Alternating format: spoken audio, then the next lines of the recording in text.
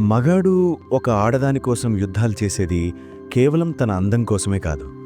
ఒకవేళ ఆ అందమైన అమ్మాయి ఆ అబ్బాయికి పడిపోతే తనకెక్కడ లేని సంతోషం వస్తుంది.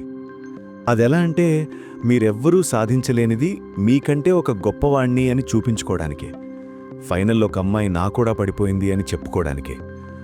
ఆమెను పొందడం ద్వారా తన వాల్యూ, తన స్టేటస్, తన మగతనం నిజమని నిరూపించుకోవడం.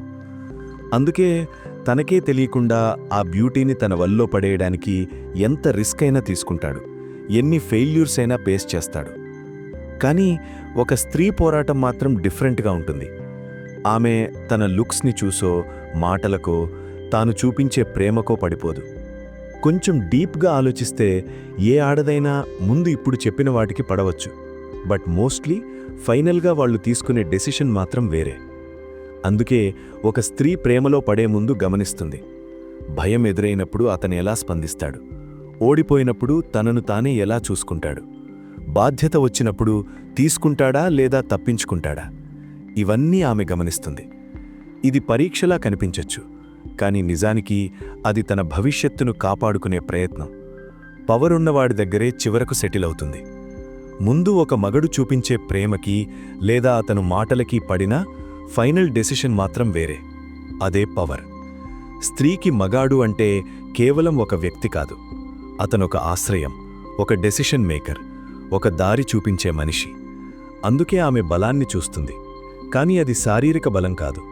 తన కోపాన్ని నియంత్రించగల శక్తి, తన కోరికలను కట్టడి చేయగల స్థైర్యం, తప్పు జరిగితే బాధ్యత తీసుకునే ధైర్యం, ఇదే ఆమెకు భద్రతనిస్తుంది.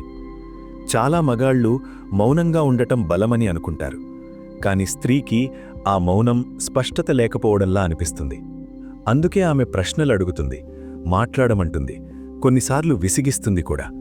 అది తగాదా కోసం కాదు, అతని లోపల ఏముందో తెలుసుకోవాలనే ప్రయత్నం. ఎందుకంటే మాటల్లోనే మనిషి ఆలోచనలు, విలువలు బయటపడతాయి గనుక.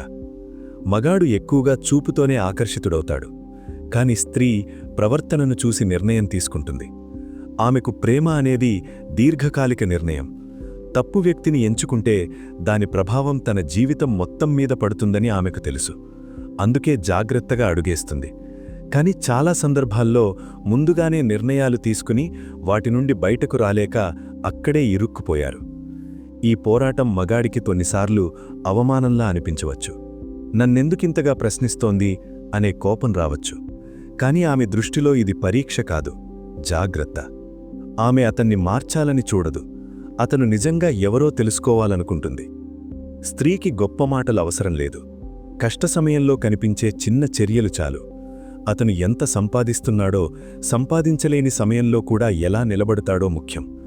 పరిస్థితులు బాగున్నప్పుడు అందరూ మంచివాళ్లే, కాని పరిస్థితులు చెడిపోయినప్పుడు ఎవరు ఎలా ఉంటారో అదే అసలైన నిజం. అందుకే మగాడు ప్రెజెంట్ని చూసి ప్రేమిస్తే స్త్రీ భవిష్యత్తును చూసి నిర్ణయం తీసుకుంటుంది. ఆమె చేసే పోరాటం ప్రేమకు వ్యతిరేకమని అనుకుంటాం, బట్ ప్రేమకు ముందే జరిగే ఒక స్పష్టత ప్రక్రియ. తన జీవితాన్ని ఎవరి చేతిలో పెట్టాలన్నది తెలుసుకునే ప్రయత్నం. ఒక స్త్రీ ఒక మగాడితో పోరాడేది అతన్ని ఓడించడానికి కాదు, తనను తాను కాపాడుకోవడానికి.